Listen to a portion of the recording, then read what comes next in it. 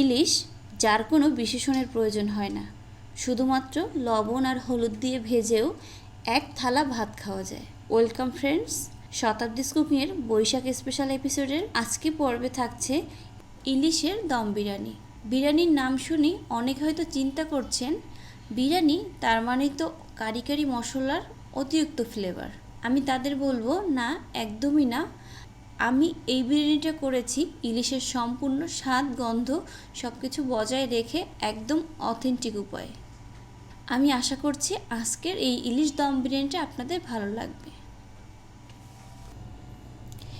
এই ইলিশ বিরিয়ানিটা আমার চ্যানেলের প্রথম বিরিয়ানি রেসিপি, তাই এই রেসিপিটাকে আমি স্টেপ বাই স্টেপ দেখিয়েছি যাতে আপনাদের বুঝতে সুবিধা হয়। আরেকটি কথা, আপনি যদি এখনও আমার চ্যানেলটি সাবস্ক্রাইব করে না থাকেন বা আজকে প্রথম আমার ভিডিওটি দেখছেন, তাহলে এখনই আমার চ্যানেলটি সাবস্ক্রাইব করে ফেলুন এবং সেই সাথে পাশে থাকা বেল আইকনটি ক্লিক করুন যাতে আমি যখনই কোনো ভিডিও আপলোড করব সাথে সাথে আপনার কাছে নোটিফিকেশন চলে যায়। তো চলুন ইলিশ দম বিরিয়ানি কীভাবে তৈরি করবেন তার পুরো প্রস্তুত প্রণালীটি দেখে নিন। আমি প্রথমেই একটি বিরিয়ানির মশলা তৈরি করে নেব, আর এর জন্য 2টো দারচিনি, 4টা এলাচ, একটি তেজপাতা, সামান্য জয়িত্রী, শাহজিরা আর একটা স্টার অনিয়ন। এবারে এই সব মশলা গরম ফ্রাই প্যানে টেলে তারপর গুঁড়া করে নেব। আমার কাছে মনে হয়েছে বাজারে যে বিরিয়ানি মশলা কিনতে পাওয়া যায় সেই মশলাটা ইলিশ বিরিয়ানির সাথে অতিরিক্ত ফ্লেভার হয়ে যাবে, তাই আমি ঘরেই অল্প ইনগ্রিডিয়েন্টসে বিরিয়ানি মশলাটা তৈরি করে নিচ্ছি। বিরিয়ানিটা রান্না করার জন্য আমার প্রায় 1 কাপের মতো বেরেস্তা লাগবে। এর জন্য 1.5 কাপ পরিমাণ পেঁয়াজ আমি ডুবো তেলে ভেজে বেরেস্তা করে নিচ্ছি। অনেকেই চিন্তা করছেন এতগুলো বেরেস্তা ভাজা তেলগুলো আমরা কি করব। এটা কখনোই ফেলবেন না, এটা খুব সুন্দর ফ্লেভারযুক্ত একটি তেল। আর আমি কিন্তু আজকে এই বিরিয়ানিটা এই বেরেস্তা ভাজা তেলেই রান্না করব। বেরেস্তার সঠিক কালার আনতে চাইলে যখন কিছু পেঁয়াজ এভাবে গোল্ডেন কালার হবে আর কিছু কাঁচা থাকবে তখন বেরেস্তাটা তুলে ফেলতে হবে। আপনি যদি সম্পূর্ণ গোল্ডেন হওয়ার অপেক্ষা করেন তাহলে কিন্তু এটা উঠানোর পর একদম কালো হয়ে যাবে, তখন সেই বেরেস্তাটা তিতা লাগে। সো এবার আমি একটি ঝাঁঝরির সাহায্যে তেলগুলো ঝরিয়ে একটা টিস্যুর উপর আমি এই বেরেস্তাগুলো ছড়িয়ে দিচ্ছি। এতে বেরেস্তার তেলটা টিস্যুটা শুষে দিয়ে বেরেস্তাটা একদম মচমচে হবে। যেটুকু বেরেস্তা বাকি আছে কালার হওয়ার সেগুলো এই উঠানোর পর পেঁয়াজের ভিতর যে গরম আছে সেই তাপে হয়ে যাবে। সো বেরেস্তাটা কিন্তু একদম পারফেক্ট কালার হয়েছে। এবার আমি মাছটাকে ম্যারিনেট করব, আর এর জন্য নিয়ে নিলাম 1 কাপ পরিমাণ টক দই। এরপর নিয়েছি রসুন বাটা 1 চামচ, আদা বাটা 1 চামচ, জিরা বাটা 1 চামচ, কাঁচামরিচ বাটা 1 চামচ,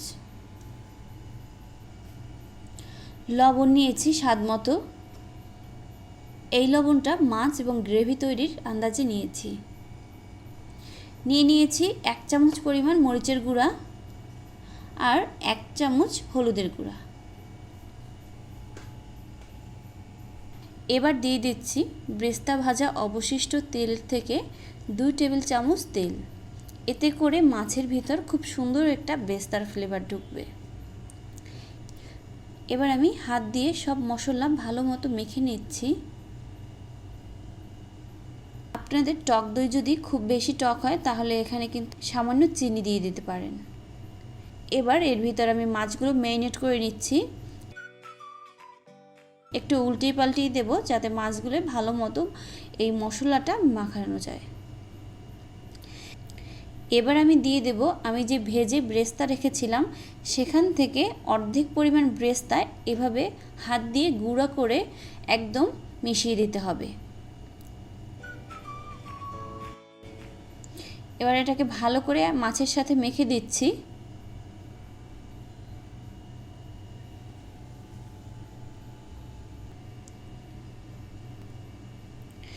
সো এবার এটাকে আমি 20 মিনিটের মতো ম্যারিনেট করে নেব। এবার আমি বিরিয়ানির জন্য ভাতটা রান্না করব, আর তার জন্য আমি একটি হাঁড়িতে পানি বসিয়ে দিয়েছি। এবার তাতে দিয়ে দেব একটা স্টার অনিয়ন্স, 3-4টি দারচিনি এবং এলাচ এবং কিছু শাহজিরা। এবার তাতে দিয়ে দিচ্ছি প্রায় 2 টেবিল চামচের মতো তেল, যাতে ভাতটা রান্না করার পরও একদম ঝরঝরে থাকে। একই সাথে দিয়ে দিচ্ছি 1 চামচ লবণ।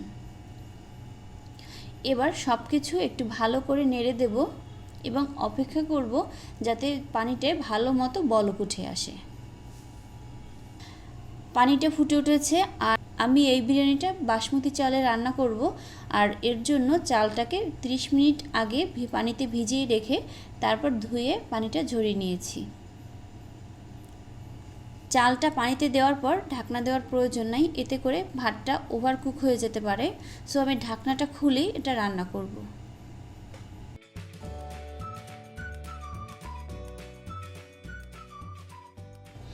চালটায় বলক উঠে এসেছে, তো আমি একবার নেড়ে চালটা চেক করে নেব। আপনারা একটু খেয়াল করবেন, চালটা কিন্তু অনেকটা ফুলে উঠেছে, লম্বা হয়ে গেছে, আর এভাবে চাপ দিলে এটাকে ভাগ করা যায়। মানে হলো চালটা প্রায় 80% সিদ্ধ হয়ে গেছে। এটা কখনোই 100% সিদ্ধ করবেন না, তাহলে বিরিয়ানিটা একদম নরম হয়ে যাবে। তো এবার আমি ভাতটাকে চুলা থেকে নামিয়ে নেব। এবার একটি স্ট্রেনারে করে পানিটা ঝরিয়ে নেব। এবার এই স্ট্রেনারে করে 4-5 মিনিট এভাবে রেখে দেবো, যাতে পানিটা সম্পূর্ণ ঝরে যায়। ভাতটা কতটা পারফেক্ট হয়েছে সেটা একটু আরেকবার দেখিয়ে দিচ্ছি। একটা আঙুলে এভাবে ভাত নিয়ে চাপ দিলে যখন এভাবে হয়ে যাবে, তখন বুঝতে হবে আপনার ভাতটা একদম পারফেক্ট হয়েছে। এবার আমি বিরিয়ানি করব, সেই বাসনটাকে সিল করার জন্য একটু আটার ডো বানিয়ে নিচ্ছি। এতে কিছুই লাগবে না। আমি এখানে 1.5 কাপের মতো আটা নিয়ে শুধুমাত্র পানি দিয়ে ডোটা তৈরি করছি। আমি একদম শেষের পর্যায়ে চলে এসেছি, আর এই পর্যায়ে আমি বিরিয়ানিটা দমে বসাবো। আর এর জন্য একটা হাঁড়িতে 6 টেবিল চামচ বেরেস্তা ভাজা তেল নিয়ে নেব। এবার তাতে দিয়ে দিচ্ছি প্রায় 1 কাপের মতো পেঁয়াজ কুচি। এবার পেঁয়াজটাকে 2 থেকে 3 মিনিটের মতো ভেজে নেব। পেঁয়াজটা এই পর্যায়ে চলে আসলে তখন আমি যে মাছ ম্যারিনেট করে রেখেছিলাম সেখান থেকে মাছগুলো তুলে রেখে গ্রেভিটা এই পেঁয়াজের ভিতর দিয়ে দিতে হবে।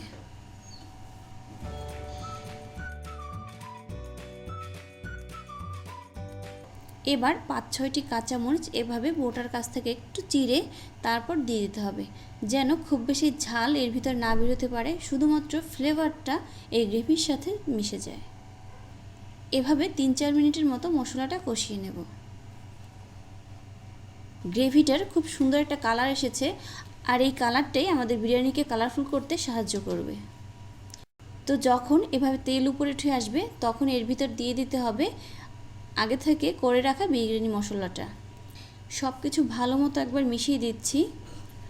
অনেকেই বিরিয়ানিতে ধনিয়া পাতা, পুদিনা পাতা ব্যবহার করেন, কিন্তু এই বিরিয়ানিতে আমি এগুলো কিছুই দেব না, কারণ তাহলে ইলিশের ফ্লেভারটা নষ্ট হয়ে যাবে। যখন মশলাটা ভালো মতো কষানো হয়ে যাবে, তখন বিরিয়ানির খুব সুন্দর একটা গন্ধ বেরোবে। সেই পর্যায়ে দিয়ে দেব আগে থেকে রান্না করা ভাতগুলো। এবারে আমি ভাতগুলোর একটা লেয়ার দিয়ে দেব, যেন মশলা একদমই দেখা না যায়। এর উপর বসিয়ে দেব ম্যারিনেট করা ইলিশ। ইলিশগুলো এমনভাবে বিছাবেন যেন রান্নার পর আপনি যখন বিরিয়ানিটা প্লেটে তুলবেন তখন যেন মাছগুলো না ভেঙে যায়। এরপর কিছু ব্রেস্তা উপরে দিয়ে দিচ্ছি। আরও 4-5টি কাঁচামরিচের ফালি একটু বোটা থেকে কেটে আমি সাজিয়ে দিচ্ছি।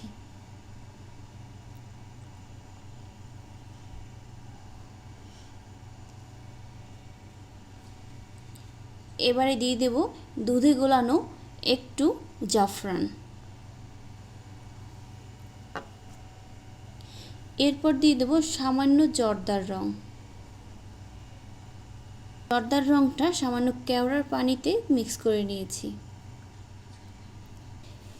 এবার উপর থেকে আমি আবার ভাত দিয়ে মাছগুলো সম্পূর্ণ ঢেকে দেব, যেন কোথাও মাছ দেখা না যায়। আবারও উপর থেকে কিছু বেরেস্তা ছিটিয়ে দেব। এবার ঢাকনা লাগিয়ে হাঁড়ির চারপাশ সিল করে দিতে হবে, যেন কোথাও থেকে একটুখানি বাতাসও বের হতে না পারে। সো এভাবে করে আমি চারদিকটা একদম আটা দিয়ে সিল করে দেব।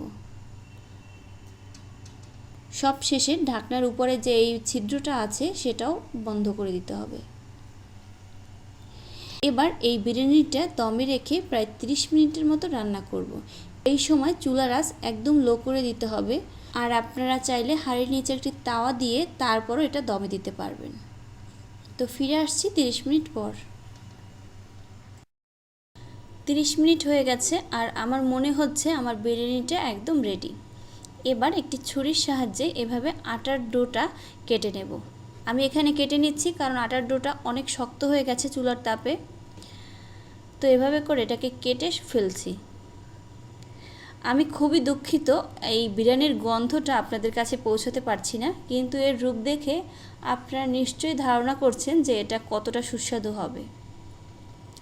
তো এবার আমি একটি চামচের সাহায্যে অল্প অল্প ভাত ছড়িয়ে দেখে নিচ্ছি কোথায় আমি মাছগুলো বিছিয়েছিলাম।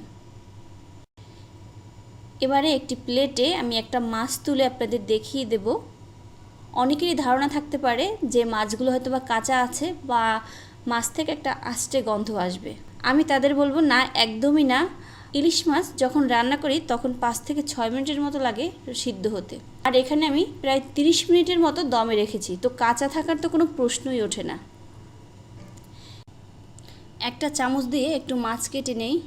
এটা কিন্তু অনেক তুলতুলে এবং খেতেও অনেক সুস্বাদু। আমার কাছে এই বিরিয়ানিটা স্বাদে গন্ধে একদম পারফেক্ট মনে হচ্ছে। এবার বিরিয়ানিটা আমি একটি সার্ভিং ডিশে তুলে নেব।